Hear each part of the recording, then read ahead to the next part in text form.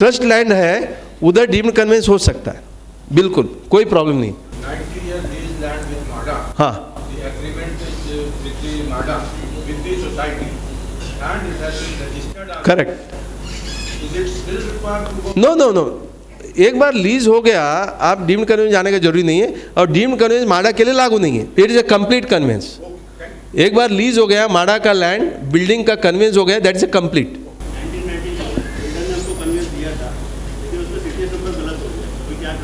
Very good, but let me tell you, एक नहीं है, 50-100 केस ऐसे हमारे पास आता है। बिल्डर को क्या है, कन्वेंस देना था, सामने वाले को समझ में नहीं आता है, और उन लोग वकील के पास जाएंगे, वकील 2 लाख 3 लाख रुपए उस टाइम में भी लेते थे, 50,000 25,000 लेते हैं, उस टाइम में 25-50 भी बहुत बड़ा अमाउंट होता था। सोसाइटी बोलते बिल्डर दे रहे हैं ना, ले लो।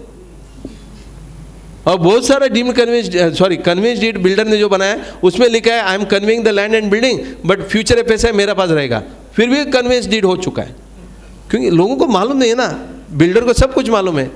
हमने जब पूछा, वो बोलते उस टाइम में खर्चा किसी को करना था, वकील को अपॉइंट नहीं करना था, बोलते वो वकील भी वही है, हमारा भी वकील वही है, क्या करेगा, सब वही कर रहा है ना। एग्रीमेंट, अभी देखो एग्रीमेंट वैलिड है कि नहीं है वो कौन तय करेगा? आपने ऑलरेडी कन्वेंस ले चुका है, वो एग्रीमेंट गलत है, मैं मानता हूँ गलत है, बट ये कौन तय करेगा? कोर्ट करेगा। वो वैलिड नहीं है, बट अभी किधर जाना पड़ेगा आपको? चैलेंज मतलब सिटी सिविल में 25 साल जाएगा, फिर उसका अपील होगा हाई कोर्ट में और 25 साल जाएगा, तब तक बिल्डिंग गिर जाएगा और सब आदमी मर जाएगा। आप समझे? सॉरी टू से, बट दिस इज द हकीकत। उस टाइम में हम क्या करते हैं, बिल्डर के साथ सेटलमेंट करने को बोलते हैं। आपका सवाल का जवाब यही देता हूं, आपको एक रेक्टिफिकेशन डीड बनाना पड़ेगा, क्योंकि सीटीएस नंबर गलत हुआ है, एरिया यदि गलत हुआ है। रेक्टिफिकेशन डीड आप करने के लिए सिटी सिविल में जाना पड़ेगा, यदि बिल्डर कोऑपरेट नहीं करता है, बराबर। और आपको सिटी सिविल में नहीं जाना है तो आप ये बोल सकते हैं सर हमारा कन्वेंस भले हुआ है वो गलत हुआ है, तो we don't want to act upon it, बराबर। तो therefore you can apply for the deemed conveyance. भाई उसका मैंने किया है बहुत सारा जगह में। मैंने क्या किया, डीम्ड कन्वेंस में गया है तो उधर सामने वाला आके चैलेंज करता है, तो मैं बोलता हूँ सब आपने कन्वेंस दिया कि दिया नहीं दिया है, तो प्रॉब्लम क्या है, तो सर्वे नंबर गलत है तो क्या हुआ, तो आपको तकलीफ क्या है, आप साइन करोगे क्या? नहीं, वो तो लैंड ओनर मर गया, ये हो गया वो हो गया, मैं तो बिल्डर हूँ, अभी ये गलत हुआ तो डेवलपमेंट राइट मिलना चाहिए मुझे, तो मेरा बस डेवलपमेंट राइट है, डेवलपमेंट राइट मेरा जो ज़मीन का है वो तो है ही नहीं है। बोला यार हम तो डेवलपमेंट राइट ले ही नहीं रहा, हम तो ज़मीन ले रहे हैं, तू ज़मीन मालक है क्या? नहीं है ना, बात मत कर। तो कहने का तात्पर्य ये है कि डीम्ड कन्वेंस जो यदि रेक्टिफिकेशन डीड करके डीम्ड कन्वेंस में भी अपन ले सकते हैं। Okay, you will have to go through the DDR route. DDR के थ्रू जाना होता कि डायरेक्टली कोर्ट में? डीडीआर के थ्रू भी हो सकता है, कोर्ट के थ्रू हो सकता है। कोर्ट के थ्रू जाते हैं तो बहुत लंबा प्रोसीजर होगा। मैं तो बहुत सारा जगह में, आप यकीन नहीं करेंगे, हाई कोर्ट में जाके कंसेंट टर्म हुआ है, कन्वेंस मैं दूंगा, बट बिल्डर कन्वेंस नहीं दे रहा है, लैंड ओनर बोलता है कि हमारा जो लोग है बाहर गांव है, अभी मैं नहीं कर सकता हूँ। तो ऐसे कंसेंट ऑर्डर लेके हम किधर गए, मालूम है? डीडीआर के पास गए, और डीडीआर ने कन्वेंस दिया है। और एक सोसाइटी का ऐसा मैटर है, वो गोरेगांव का ही है, एक ही मिनट, उन्होंने सिटी सिविल कोर्ट ने ऑर्डर दिया डीम्ड कन्वेंस दे दो बिल्डर को, क्या दे दो, कन्वेंस दे दो, लेकिन कन्वेंस ऑर्डर आने के 5-6 साल हो गया फिर भी कन्वेंस दिया नहीं है। तो फिर क्या हुआ, वो सोसाइटी गया अपना इधर सिटी सिविल कोर्ट में, तो सिटी सिविल कोर्ट बोलते हैं अभी डीम्ड कन्वेंस आया है, आप उधर जाओ। तो even city civil court order आपके फेवर में है, उसका एग्जीक्यूशन नहीं हुआ है, तो भी आप डीडीआर के पास जाके एग्जीक्यूशन करके ले सकते हो। या exactly, you are right, it's a गलत है ना, इसके लिए no conveyance, so you go for the One question, going back to that leasehold thing, you said, as you rightly said, as you pointed out, that developer or builder had originally he did not have leased title, he had freehold, but he fraudulently put leasehold in the agreement. So that now on that basis, builders are coming out of court and settling it. Same thing happens for a 999 years lease. The owner of the plots may have purchased that in freehold, but they gave 999 years. Sir, Why can't we apply that? you can apply to the Same court. logic, Wait. reasoning. Correct. You can do that. I'm not saying no. But you will have to go to the city civil court. The DDR will not give. क्या है? DDR has got a limited role. What is a limited role? जो agreement में लिखा है, agreement for sale में, यदि builder convince नहीं करता है तो DDR will execute the conveyance. But as a builder मैंने ऑलरेडी 9 ईयर्स का लीज दे चुका हूँ और आपने उसको एक्सेप्ट भी किया, और 3 साल नहीं, ये तो गया 25 साल हो गया. लॉ ऑफ लिमिटेशन 3 साल का है. राइट ऑफ प्रॉपर्टी का जो डिस्प्यूट है ना, लॉ ऑफ लिमिटेशन 3 साल का है. ये तो आपका 25 साल चला गया. अभी आप बोलते हो कि नहीं वो टाइम में हमारा फादर ने मदर ने सब गलती किया होगा, ये होगा वो होगा. ठीक है, I am not saying no. You have to go to the city civil court, prove yourself that how he has cheated you. There will be cross examination, there will be examination in chief, ये सब होगा. उसके बाद होगा, उसका 50 साल चला जाएगा. If you have accepted the deemed conveyance, 999 years lease, if you want to set aside, you have to go to the court. DDR has no right to do that. हाँ, unless until there is some mistake. 50 years old building, बराबर है, उसमें इनको redevelopment को challenge है क्या? 999 years का lease है, आप 100% रीडेवलपमेंट में जा सकते हो, और बिल्डर आपको रोकता है. सुन लो, आपको रोकता है. You will have to go to the high court and get the direction that no this is not possible because the building is dilapidated when you are given 9 years lease, which means building can be reconstructed there, they can occupy there, and because it is not cancelled.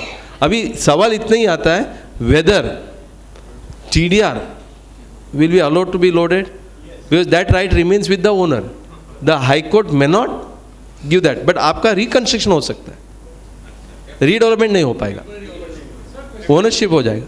तो pre requisite for PMC, especially there should be architect or engineer.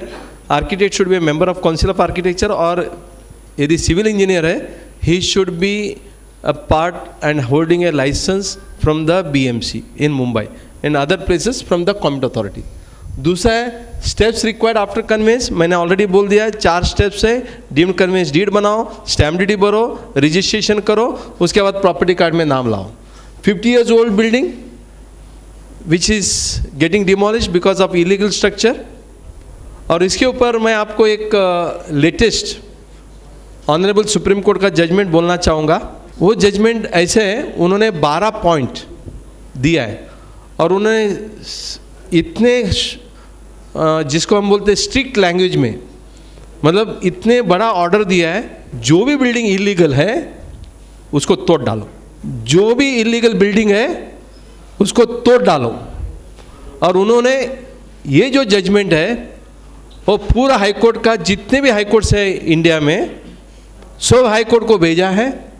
बोला कि इसमें जो 12 principles दिया है, उस 12 principal को पूरी अंदाज से, मैं उसके ऊपर वीडियो अभी 2-3 दिन में बनाऊंगा, वो 12 पॉइंट्स बोला है, उस हिसाब से काम होना चाहिए.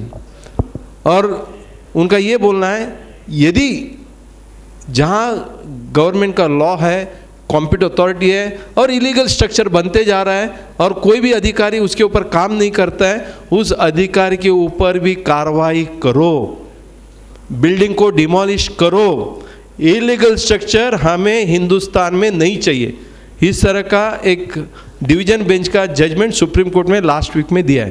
केस नंबर, साइटेशन मैं सब दूंगा आपको, तो मेरे पास अभी फ़िलहाल नहीं है, लेकिन हमारा मैगज़ीन है, मंथली मैगज़ीन, उस मैगज़ीन में, ये महीने का मैगज़ीन में आ रहा है.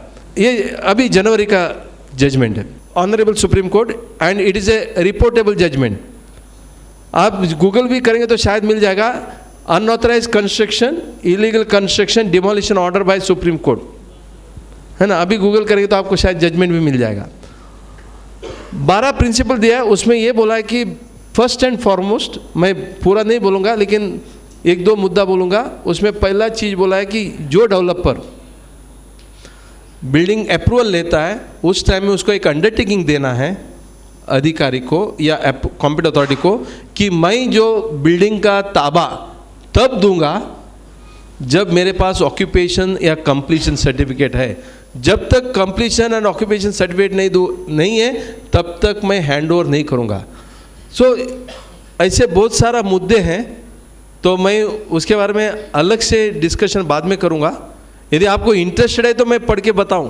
पॉइंट का नाम है जिसको साइटेशन लिखना है, ये ऑनरेबल सुप्रीम कोर्ट का जजमेंट है और civil appeal number 14604 of 2024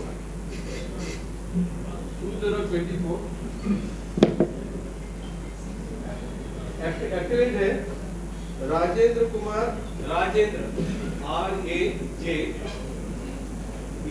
RAJENDRA, Rajendra Kumar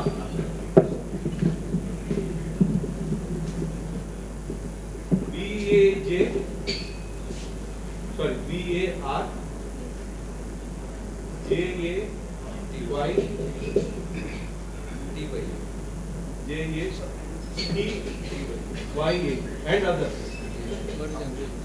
versus UP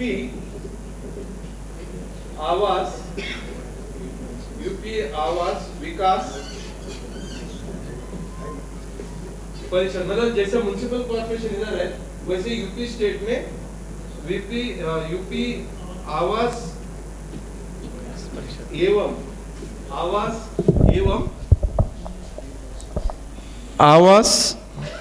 एवं विकास परिषद एंड अदर्स। ठीक है, अभी आ जाते हैं हम लोग इसमें। 12 चीज क्या बोला है वो लास्ट में है, वो वेरी क्विकली 12 चीज बताता हूं। Therefore, in the larger public interest, ये public interest जैसा बताया उन्होंने। Therefore, in the larger public interest, we are inclined to issue following directions. Supreme court ने कोई भी एक मैटर में लेके डायरेक्शन दिया पब्लिक इंटरेस्ट में। In addition to the directives issued by this court, okay, directions in the matter of demolition of structures. 1, जो illegal structure उसको डिमोलिश करो, उसके अलावा इतना डायरेक्शन दिया है। 1, while issuing the building planning permission, an undertaking to be obtained from the builder applicant, as the case may be, to the effect that possession of the building will be entrusted and or handed over to the owner beneficiaries only after obtaining the completion stroke occupation certificate from the authorities concerned. ये पहला direction है। Second, आप समझो इसके बाद builder ने बिना occupation certificate लेते हुए हैंड ओवर किया, कंटेम्प्ट ऑफ सुप्रीम कोर्ट होगा।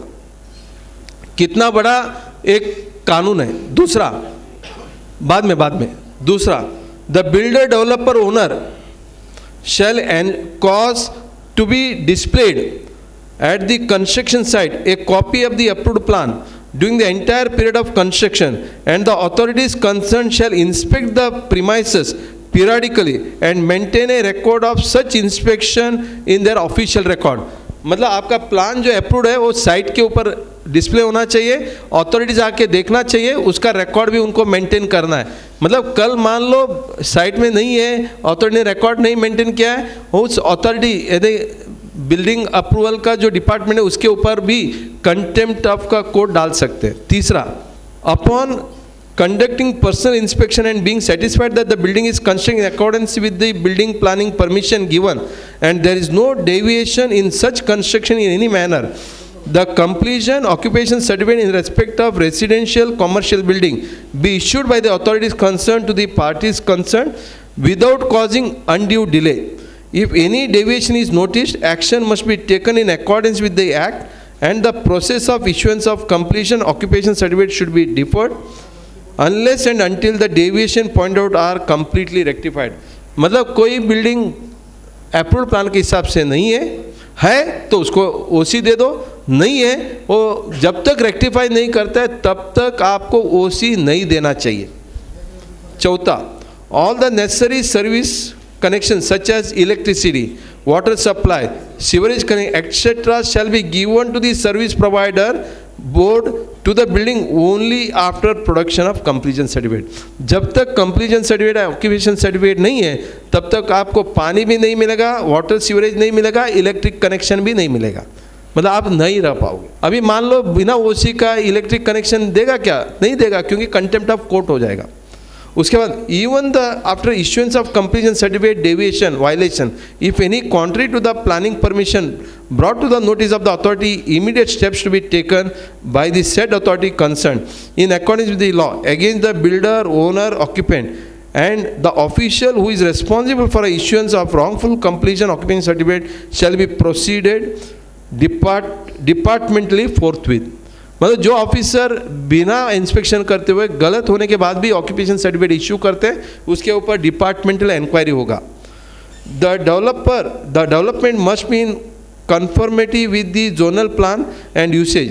Any modification to such zonal plan and usage must be taken by strictly following the rules in the place and in consideration of the larger public interest and impact on the environment. Whenever any request is made by the respective authority under the planning department, local body for the cooperation from the another department to take action against any unauthorized construction, the latter shall render immediate assistance and cooperation, and any delay or dereliction would be viewed seriously. The state union territory must also take disciplinary action against the erring official once it is brought to their knowledge. इसका मतलब क्या है? बहुत सारा BMC demolition इसके लिए नहीं करते, बोलते हैं पुलिस प्रोटेक्शन नहीं मिलता है। तो यदि पुलिस प्रोटेक्शन चाहिए और नहीं देता है तो उसके ऊपर भी सीरियसली देखा जाएगा और नेसेसरी एक्शन भी लिया जाएगा। In the event of any application, appeal, revision being filed by the owner or builder against the non-issuance of completion certificate or for the regulation of unauthorized construction, rectification, division, etc., the same shall be disposed of by the concerned authority, including the pending appeal revision, in any event not later than 90 days has statutorily provided. मतलब 90 दिन के अंदर ऐसे जो petition है उसको dispose करना है। If any authority strictly adhere to the earlier direction issued by this court and those being passed today they would have different effect and the quantum of litigation before the tribunal court relating to house building construction would come down drastically. Hence, necessary instructions should be issued by all the state, union territories, governments in the form of circular to all the concerned with warning that all the direction must be scrupulously followed and failure to do so will be viewed seriously with the departmental action being initiated against the officer concerned. Next, banks and financial institution, अभी banks के ऊपर आया। Banks and financial sanction loan against any building as a security only after verifying the completion occupation certificate issued to the building on production of the same by the parties concerned. अभी सवाल ये आता है under construction building को loan मिलेगा कि नहीं मिलेगा, ये it has got a ramification. Next, the violation of any of the direction would lead to, देखो मैं नहीं बोल रहा हूँ, last point, the violation of any of the direction would lead to initiation of the contempt proceedings in addition to the prosecution under the respective laws. मतलब high court ने खुद, supreme court ने खुद बोला है it will be treated as a contempt. कहने का तात्पर्य ये है, इसके बाद अभी पहले का जितना है लगभग 3 लाख बिल्डिंग है महाराष्ट्र में, मुंबई में 50,000 बिल्डिंग है जिसका ओसी नहीं है, कमेंसमेंट सर्टिफिकेट नहीं है। महाराष्ट्र में 3 लाख है, ये मैं नहीं बोल रहा हूँ, गवर्नमेंट ने एक एफिडेविट दिया है सुप्रीम कोर्ट में। तो इसके लिए जो बिल्डिंग ऑलरेडी है मुझे नहीं लगता कि उसको ज़्यादा सोचना चाहिए, बट सर्टनली इसके बाद रेरा भी आ गया। ये रेरा भी क्यों आया मालूम होगा आप लोग को? एक तो ठीक है, हाई कोर्ट ने और सुप्रीम कोर्ट ने बहुत बार बोला है कि बिल्डिंग एक्टिविटी रेगुलेट करने के लिए रेरा जैसा चाहिए, तो फिर फाइट फॉर रेरा आया, हम लोग उसके ऊपर मुहिम किया, एजिटेशन किया, अल्टीमेटली रेरा इम्प्लीमेंट हो गया। तो कहने का तात्पर्य ये है कि इसके बाद बिना ओसी आप बिल्डिंग ऑक्यूपाई नहीं कर पाओगे, आपको electricity connection, water supply, sewerage connection, ये तीनों नहीं मिलने वाला है। तो इसके लिए आगे जाके बिना ओसी का इलीगल कंस्ट्रक्शन करने का सपना किसी का रहेगा, आपको भूलना चाहिए, क्योंकि this will be a landmark judgment. ये दिसंबर 2024 का जजमेंट है। बिल्डिंग इलीगल है, उसको डिमोलिशन करने के बाद और डिमोलिशन चालू है, can I go for the deemed conveyance? Answer is yes. किसका सवाल था वो? सर आप डीम्ड कन्वेंस में जा सकते हो, प्रोसीजर कर सकते हो। यदि आपको एडवर्टाइजमेंट देना है, रीडेवलपमेंट क्या है, मैं तो बहुत इतना मुझे गुस्सा आता है, बहुत गुस्सा आता है। क्यों गुस्सा आता है मालूम है? एक तो हमारा सोसाइटी को बिल्डर ने 4 महीने के अंदर कन्विंस देना है, वो नहीं देता है। 50 साल जब तक बिल्डिंग डिमोलिशन नहीं होगा, डिलैपिडेट नहीं होगा, तब तक हम हमारा अधिकार के ऊपर देखते नहीं। कुंभकर्ण तो 6 महीने सोते हैं, हम 50 साल सोते, बराबर। ये इतना आक्रोश आता है। दूसरा, भाई हमको रीडेवलपमेंट का गाई है, बिल्डर को अपॉइंट करने का गाई है, बिल्डिंग हैंडओवर करने का गाई है, लेकिन मेरा टाइटल मैं नहीं लूंगा, मेरा टाइटल मैं नहीं लूंगा, मैं हैंडओवर करूंगा क्योंकि मुझे रीडेवलपमेंट चाहिए। भाई अपना टाइटल ले लो, अपना जमीन ले लो। यदि टाइटल आप बिल्डर को देते हो, कल ना घर का ना घाट का हो जाओगे आप समझा करो मैटर को। आप एडवर्टाइजमेंट करके बिल्डर को लाना चाहते हो, ऐसे केसेस मेरा सोसाइटी में एसोसिएशन में आया है। वो बिल्डर ने अपने नाम से कन्वेंस लिया और इन लोगों को घर से बाहर डाल दिया। फिर बोलते हैं 10 लाख ले, 20 लाख ले, भिखारी जैसा आपको उधर खड़ा रहना पड़ेगा। और आप ऐसा सिचुएशन लाना चाहते हो, बिना कन्वेंस लेते हुए आप रीडेवलपमेंट में जाना चाहते हो, तो ऐसे लोगों को घर मिलना भी नहीं चाहिए। तो मुझे इतना गुस्सा आता है। क्यों गुस्सा आता है? हम तो एजिटेशन करते हैं, हाई कोर्ट में जाते हैं, सुप्रीम कोर्ट में जाते हैं, आजाद मैदान में जाते हैं, हाउसिंग सोसाइटी को अधिकार दिलाने के लिए। एक डीम्ड कन्वेंस लेने में क्या तकलीफ है आपको? 6 महीने से 1 साल के अंदर डीम्ड कन्वेंस आता है, नहीं 12-25 खर्चा होएगा, 50,000 खर्चा होएगा सोसाइटी को, कंसल्टेंट अपॉइंट करते हो तो 1 साल लगेगा। भाई क्या वो बिल्डर आपको झाड़ू का जड़ी ला के आपको करने वाले? और यदि आप उसको रीडेवलपमेंट का एडवर्टाइजमेंट करते हो, मेरा मानो 10 साल 15 साल आपका डीम्ड कन्वेंस भी नहीं होगा। क्यों नहीं होगा? क्योंकि ओल्ड बिल्डर बोलेगा इनको कन्वेंस नहीं चाहिए, बिल्डर अपॉइंट करना है। और दोनों लोग क्या करेंगे? कोर्ट कचहरी में फाइट करते रहेंगे, लिटिगेशन का कोई अंत नहीं होगा। आप समझा करो, पहला टाइटल ले लो, बिना टाइटल लेते हुए आप कोई भी चीज मत करो। मुझे लगता है ऐसे ही एक सुप्रीम कोर्ट का जजमेंट मुझे लाना पड़ेगा, तभी हाउसिंग सोसाइटी जागेगी। जितने भी रीडेवलपमेंट 5 से 6,000 प्रोजेक्ट रुकी है ना, वो क्यों मालूम है? आप बिल्डर को हैंडओवर करते हो, बोलते हैं बिल्डर कन्वेंस लेके आएगा। यार पहला तो अपना टाइटल ही नहीं है और बोलता है कि बिल्डर लेके आएगा। और जैसे आप करोगे, वो लैंड ओनर को भी बोलेगा भाई तू और मैं एक ही है, हम लोग लड़ते रहेंगे। इन सब बिल्डिंग C1 कैटेगरी होएगा, उसके बाद आपको जो 50%, 25%, 30% बोला है, वो जितना एरिया उतना ही देके आपको ये करेगा और बाद में आपको रेंट भी नहीं देगा। आप ऐसे बेवकूफ़ करना चाहते हो तो आपके जैसा बेवकूफ़ भी कोई है ही नहीं है, आप बेवकूफ़ बन जाओ। लेकिन आपका सवाल का जवाब मैं दूंगा, आप एडवर्टाइजमेंट दे सकते हो, बिल्डर को अपॉइंट कर सकते हो, आपका प्रॉपर्टी आप करो ना, कुछ भी करो ना, कौन रोकेगा आपको? करो भाई। उसका रिपरकेशन क्या होगा आप बाद में मेरे पास आके मिलना। सर एक ही क्वेश्चन है कि हमारा केस जो कोर्ट में चलता है वो बंद करना मांगता है और बाद में डीम्ड कन्वेंस में जाना। आप डीम्ड कन्वेंस में अभी जाओ ना भाई साहब, हाई कोर्ट और सुप्रीम कोर्ट का जजमेंट है, बैठिए। हाई कोर्ट का सुप्रीम कोर्ट का जजमेंट है, जितने भी लिटिगेशन कुछ भी हो, यदि आपने फ्लैट बिल्डर से लिया है, आपको कन्वेंस मिलना चाहिए। मैंने तो आपको सरस्वती सोसाइटी का जजमेंट बताया, जो सुप्रीम कोर्ट का जजमेंट बताया। मैं बोलता हूँ उसमें 5-6 लिटिगेशन था भाई साहब, मैं ज़्यादा एक्सप्लेन नहीं किया। वो सब सुप्रीम कोर्ट ने, हाई कोर्ट ने बोला कि जितने भी लिटिगेशन हो, सोसाइटी है ना, उनको कन्वेंस मिलना चाहिए था ना, उन्होंने डीम्ड कन्वेंस में डाला है, उनको कन्वेंस पहला दो, बाकी लिटिगेशन चलते रहेगा, उसका रिपरकेशन अलग से चलता रहेगा। लिटिगेशन का कुछ लेना देना नहीं। एक जजमेंट नहीं, 50 जजमेंट मैं आपको दूंगा। जो डीम्ड कन्वेंस को चैलेंज किया है, ये बोल के इधर लिटिगेशन है, ये लिटिगेशन है, प्रॉपर्टी सब डिवाइड नहीं हुआ, वो नहीं हुआ, इधर NA नहीं हुआ, OC नहीं मिला, FSI ज़्यादा कंज्यूम हुआ, इलीगल कंस्ट्रक्शन है। भाई हैंड ओवर करो। इसके लिए गवर्नमेंट के साथ हमने लड़के 22 जून 2018 को एक GR निकाला है, उसमें क्लियर कट लिखा है यदि बिल्डिंग में OC नहीं है, बिल्डिंग इलीगल है, कुछ भी हो, आप कन्वेंस किसका हो रहा है भाई? जमीन का हो रहा है, बिल्डिंग का नहीं हो रहा है कन्वेंस। जमीन इलीगल है क्या? तो जमीन तो है ना, जमीन का कन्वेंस करना है। ऐसे GR गवर्नमेंट का है, 22 जून 2018 का पूरा प्रोसीजर दिया है। उसमें लिखा है कि even if there is no OC, building is illegal, still you can take an undertaking from the society that we are not legalising the building but we are handing over the conveyance. अभी मैं आपको बताऊं story, आपको बुरा लगेगा।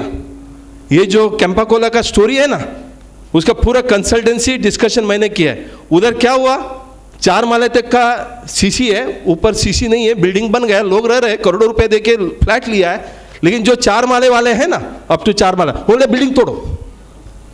ये आपस में भाई ये समझ में नहीं आता है यार। ये जो आदमी जैसा मैं वो 12 माले के ऊपर 13 माले का मेरा होता तो क्या होता था, अपन वो नहीं सोचते, बोलते कि नहीं हमको FSI चाहिए, हमको TDR चाहिए, हम रीडेवलपमेंट करेंगे। ये 4 माले तक लोग जाके अपना अलग बिल्डर अपॉइंट किया, 4 माले के ऊपर का अलग बिल्डर अपॉइंट किया, वो आपस में झगड़ा, तो मैटर सुप्रीम कोर्ट में जाके उसको डिमोलिशन का ऑर्डर।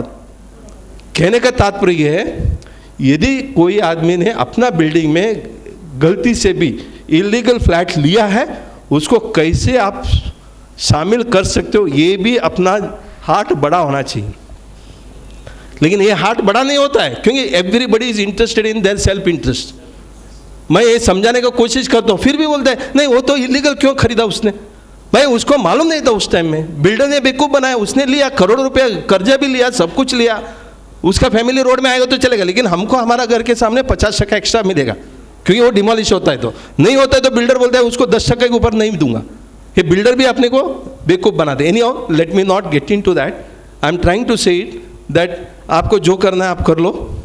मेरा यही बोलना है, जब तक टाइटल आपके पास नहीं होता है, मैं बहुत गुस्से इसके लिए होता हूँ, और मैं अथॉरिटी के सामने भी लड़ता हूँ, इसके लिए गुस्सा होता हूँ कि हम लोग अपना टाइटल क्यों नहीं लेते हैं। 25-50 हज़ार एक फ्लैट के सामने 25,000, 30,000, 50,000 भी खर्चा होता है। आपका फ्लैट का कीमत कितना है भाई? मुंबई में 1 करोड़ है, 50 लाख है, 60 लाख है, 1% आधा टका आप दे के अपना टाइटल क्यों क्लियर नहीं करते हो? ये झोपड़पट्टी में कैसे लोग हैं कि झोपड़ा भी क्लियर हो, हमको पैसा भी मिलो, घर भी मिले, ऐसे लोग हाउसिंग सोसाइटी वाले सोचते हैं हमको कॉर्पस मिलेगा, हमको रेंट मिलेगा, तो पहला हमको कॉर्पस मिलेगा, रेंट मिलेगा, महीने तो 2 लाख मिले था, अभी 4 लाख कॉर्पस दे रहा है वो बिल्डर, और रीडेवलपमेंट का कन्वेंस भी वही कर रहा है, सब कुछ वही कर रहा है। वो एक दिन आपको बेवकूफ़ बना के आपका घर भी न जैसा करेगा, क्योंकि ऐसे ही लोगों ने किया है।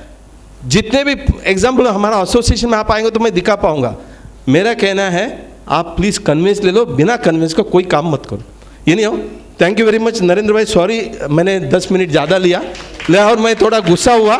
गुस्से आपके ऊपर नहीं है, बट ये सिस्टम के ऊपर गुस्सा हूँ। माइनॉरिटी एंड मेजॉरिटी, देखिए 100 एक जजमेंट है जहाँ majority will prevail upon, minority का कोई अधिकार नहीं है। बिकॉज एक बार आपने सोसाइटी का मेंबर बन गए, you are govern by the society rules regulation bylaws. However आपके ऊपर अन्याय होता है। अन्याय मतलब क्या है? मेरा नीचे ग्राउंड फ्लोर में शॉप है, ऑफिशियल शॉप है, उसको निकाल के आप बोलते कि हम घर देंगे, क्योंकि मेजॉरिटी ने डिसाइड किया we will not have a shop because shop वाले से क्या हो रहा है? तकलीफ हो रहा है। ये इनजस्टिस है। सब लोगों को 50% दे रहे हैं, लेकिन शॉप वाले को 10% ही दे रहा है, तो नहीं होगा ना।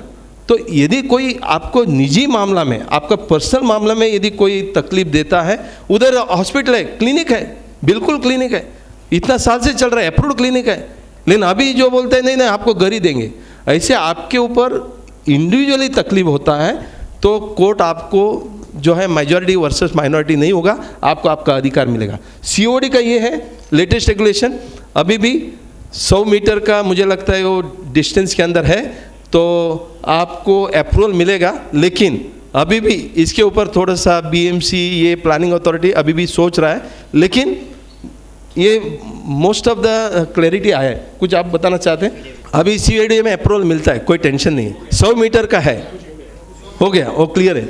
99 ईयर्स का हमने ऑलरेडी डिस्कस किया। Thank you very much.